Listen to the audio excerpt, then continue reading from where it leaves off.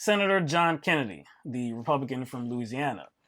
He has had many words to say about this controversy involving President Trump and his racist comments.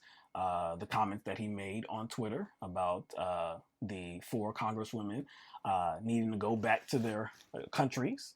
And he has stated that it was not racist. He had an interview with Tucker Carlson Tuesday night, in which he really tried to clown the four women known as the Squad. He talked about how they were I think like whacked out. What did he say? They were whack jobs. He said they were whack jobs. He talked about how you know what, and you know what, I can actually just let his words speak for himself because Donald Trump actually tweeted about his words. So this is what he said. In America, if you hate our country, you are free to leave. The simple fact of the matter is the four congresswomen think that America is wicked in its origins. They think that America is evil, even more wicked now that we are all racist and evil. They're entitled to their opinion. They're Americans. Now I'm entitled to my opinion, and I just think they're left-wing cranks. They're the reason there are directions on shampoo bottle, and we should ignore them.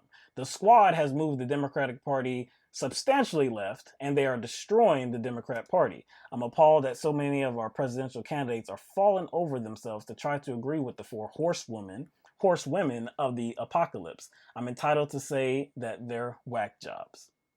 Now, he doubled down on his comments as well. The following day, he had an interview on CNN with Jim Sciutto, and we have a clip of that interview.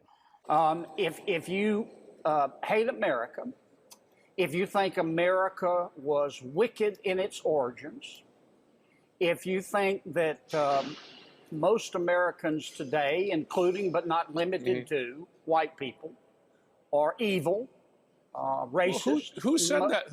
Who said that they hate? I know, but I get your point. But who? But I just have to challenge your premise. They don't. Okay. They didn't say they hate America. They didn't say all white people are racist. And by the way, President Trump has criticized this country repeatedly. I'll just remind you, once he compared the U.S. to Russia. You may remember this in 2017. Bill O'Reilly noted that Putin is a killer. The president, I'm quoting his words here, said, there are a lot of killers. We have a lot of killers. Well, you think our country is so innocent. The president, as a sitting president, compared his country, our country, basically put it on a level with a dictatorship. Well, you raised the issue of the four congresswomen, and let me say it again. This is what I believe. I believe that the four congresswomen think that America was wicked in its origins. How so? I think they. Well, you don't have to ask them. I think but if you're making an allegation, so I'm curious based on what? Let me finish my thought. Well, for example, let me give you an example. Well, and let me finish my thought though. I think they also think that America is even more wicked today. I think that they believe that many Americans, maybe most Americans, are racist or misogynistic. But what do you base that statement on? How do you know that they believe most Americans? I mean, it's quite a charge to make, and many of the charges the president has made are flat out false. He said that they're pro-terrorist. Read the interview that the president misquotes.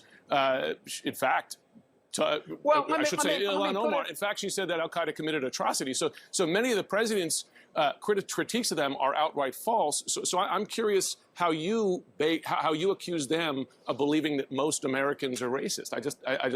You got to back it up if you're going to make that claim. Well, I don't have time to replay, and you wouldn't replay it anyway, all the various interviews that the four congresswomen have given. So he was making allegations without actually having something specific to point to. And when asked exactly like what he was using to come to this conclusion or make these assertions, he had absolutely nothing. He had his feelings. He said he felt that these women are hateful, that they hate America. When he was speaking to Tucker Carlson, and like I said, we showed some of those words that Donald Trump had quoted on Twitter. When he was speaking to Tucker Carlson and when he was speaking to Jim Sciutto on CNN as well. He kept talking about how these four congresswomen believe that the United States of America Based on wicked origins. Yes, was based on wicked origins. Wicked in our origins. And if you believe that, you hate America. And if you believe that, you hate America. There's one question I have. Was America wicked in its origins? It depends on where you start. It depends on when you actually start. If you're talking about origins, if you're talking about like how it was formed. Yeah. Right? And what's the root?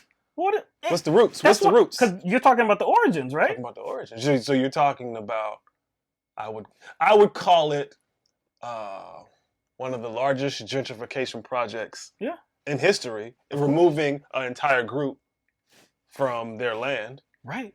Mm-hmm. And after they did that, what happened? Didn't they bring slaves here? Oh, yeah, I think they brought slaves here, right? Even when after slavery, there was the Revolutionary War, right? Yeah. And I guess you could say that was kind of like the start of the United States of America. You know, we had our independence from Great Britain. Was slavery still going on when the country, like, I guess officially started independent country? When every man was created equal? Couldn't you say that it was wicked in its origins? So what does that say about him? What does that say about him? Where he's saying that you hate America if you think America was founded on wicked origins. What he is actually saying is none of that stuff is actually wicked. That's essentially what he's saying. You're the bad one for thinking that it's wicked. Wow. And to think wow. Yeah, I know. These people amaze me, man. These people amaze me. And he's doing his best job at gaslighting here. He's trying to make them the enemy. He's trying to make them the enemy. With no proof, with no evidence whatsoever. He said, I hate white people. They think most of us, if not all of us, are evil. They think that this country is even more wicked now than it was, I guess, at the outset. But you have absolutely nothing to sustain those words whatsoever. It's just what he feels. He's just lying. He's just giving it to you because that's the way they portray these women as un-American, as unpatriotic, as people that should leave. But they're just critical of the United States of America. When he was on Tucker Carlson, those words that we showed you from President Trump's Twitter account, he talked about how these women were destroying the Democratic Party. These women have been in Congress for about 6 months. There has been enormous pushback on the progressive agenda, not since these women took office, but years before these women took office, well before. What these women are espousing, the things that they support and the things that they don't support, are they new? Are they new? No. Like, are they bringing like some like new concepts to I guess to the American people? Like the American people have not heard these ideas before. How are they destroying the Democratic Party, first of all, when the majority of the Democratic Party doesn't want to implement the kind of things that they are pushing for? That's one. But to say that they are wicked, to say that they are evil, to say that they are un-American,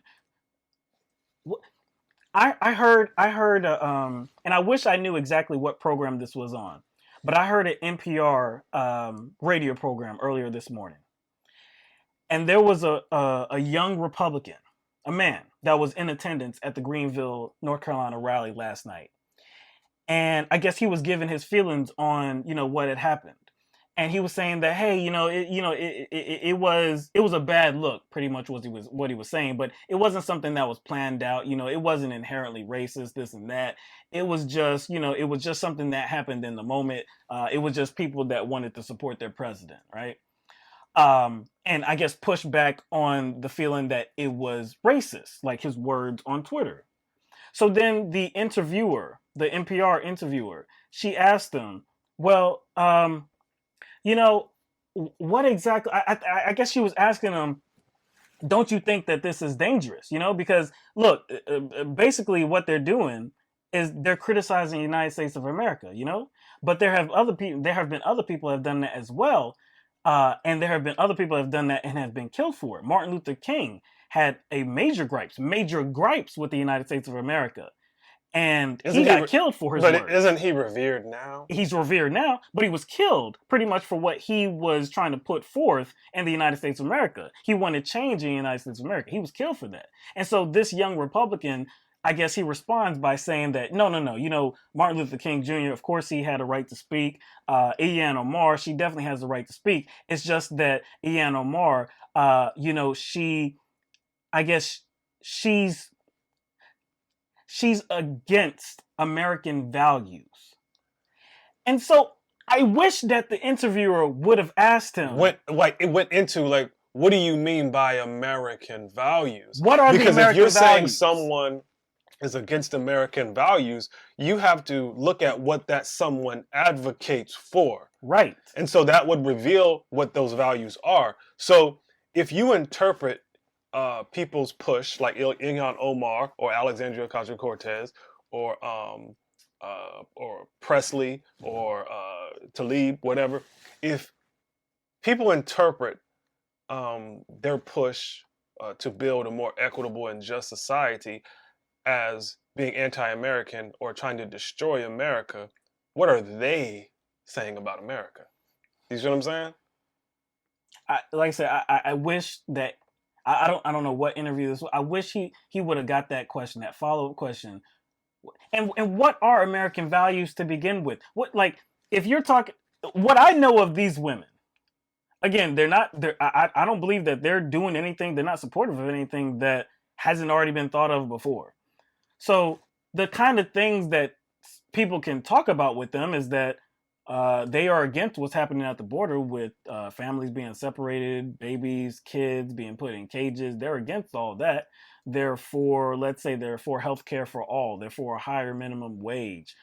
They're for less conflicts and wars globally.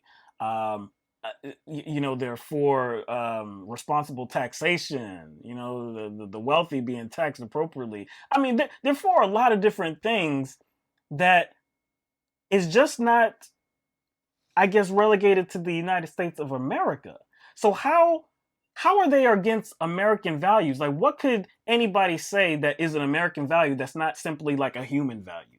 That could be found in, you know, London, that could be found in Sydney, Australia, that could be found in China, that could be found all over the globe. What is an American value? Okay, so you're asking the question because all of their rhetoric doesn't actually point to exactly what they're talking about, which means they're trying to cover up, or they're not completely conscious of, or I guess openly conscious of what they're talking about. So they're talking about something else. Mm-hmm.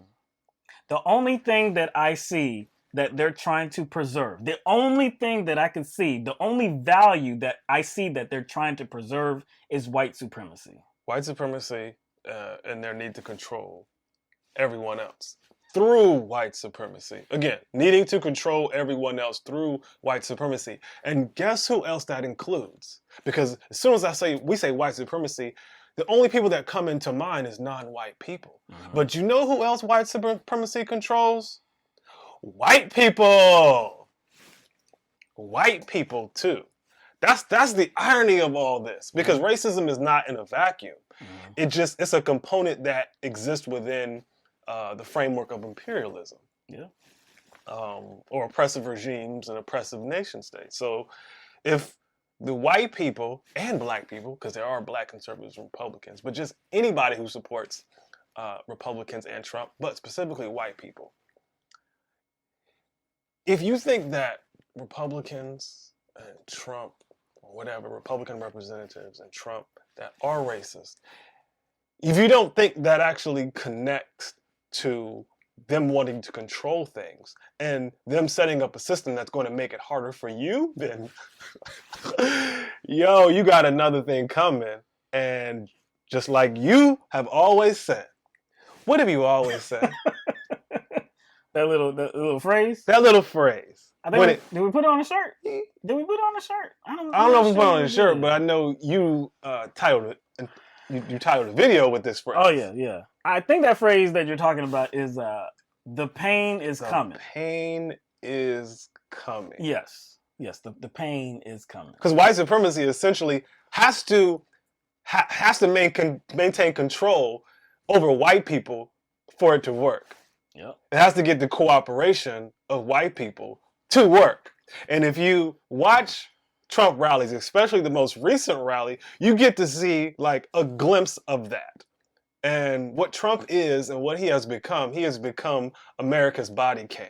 Mm-hmm. And now we get to see everything. We get to see it in like all these behaviors and actions in like 1080p, maybe even 4K. True. Because again, those people at the rally represent that cooperation. They represent white supremacy at its fullest. Obviously, yes, we can focus on minorities and non-whites because they're the inherent targets of white supremacy, but the other targets are white people too. Because what position are those white people most likely going to be in? Under Trump policies, under Trump presidency, under racist policies, where they're holding down another group of people. That type of mentality, that type of behavior cannot remain in a vacuum and stay compartmentalized without affecting white people too. It's kind of ironic, you know what I'm saying? Yeah. Ironic. So, again, all of this is rooted, like this whole conversation is rooted in the fact that these four women dare, not just them, but they are being singled out, but these four women dare to criticize the United States. Now, because they criticize the United States and accurately depict the United States as what it is, they are viewed as hateful. They are viewed as unpatriotic, un-American. They should leave the country, right? But there's another person. Many people criticize the United States, but the main one that is, I guess, calling them out, the president of the United States, does he criticize the United States? Like, could we point to any words of his that could, I guess, reasonably be framed as un-American in this light? Because if their words are un-American, I'd like to see if there are any Trump words that could look similar. You're asking that question as if you were about to like show some footage or something, or as if there's some footage exists that we can show. You're asking that question as if that exists. I got some footage. You got some footage? I got some footage. Now, we can't take credit for compiling this footage. It was compiled by The Daily Show with Trevor Noah. But definitely wanted to show you just a quick little highlight video of some of Trump's greatest hits. You got already some people preempting the video in chat. Somebody said Trump ran on criticizing the United States. I can't. Exactly. It disappears, so I can't see it right now. Wait. All right, so here we go. The United States has become the laughingstock and a whipping post for the rest of the world. We don't have strength in our country. Our country has no spirit. Our country has no gravitas. We're a debtor nation. We're broke. We don't know what we're doing as a country. Putin's a killer. Why, you think our country's so innocent? You think our country's so innocent? Rusted out factories, scattered like tombstones across the landscape, and the crime, and the gangs, and the drugs, poverty and violence at home, war and destruction abroad. We don't have a country anymore. The American dream is dead.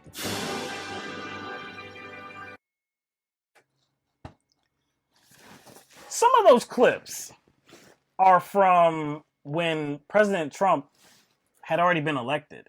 He was already the current president, the sitting United States president. So that's not just from his campaign. Not just from his campaign. No, this is when he was actually a sitting United States president. Donald Trump can be seen in some of these clips. One of them saying, the country has no spirit. The last clip saying, the American dream is dead. America's the laughingstock.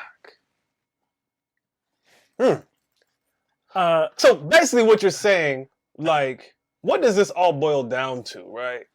It boils down to criticism. It boils down to people having complaints. Yes, complaints. That's it. Everyone has complaints. Yes. And every politician that has ever run for office, I don't care at what level they're running for office at. Like, I don't care if it's like at the state level. No. I don't care if it's like they're a mayor or a governor. They're just running for Senate, congressional office. It can be school superintendent. What Could be whatever what are they you running want. on? They're running because they think they have something different to offer. Yes, they they're think running because they want change. They want and something they to have improve. a complaint or many complaints about the current state of affairs. The current state of affairs. Complaints about the current state of affairs. MAGA? So the squad. Make America great again? Yo. Gigantic Wait a second. complaint. Wait a second. So Make America Great Again is an illustration of a complaint. Oh, yeah. Because you're saying, hey, and it's words. I don't think America is great, so we want to change some things. We're just going to make it great again. Whatever that means, whatever. We talked about what that suggests, but... Yes. Just on the surface. On the surface. But in general, what it just means is, hey, it's a big-ass complaint. But again... And a big-ass complaint that it complains about what?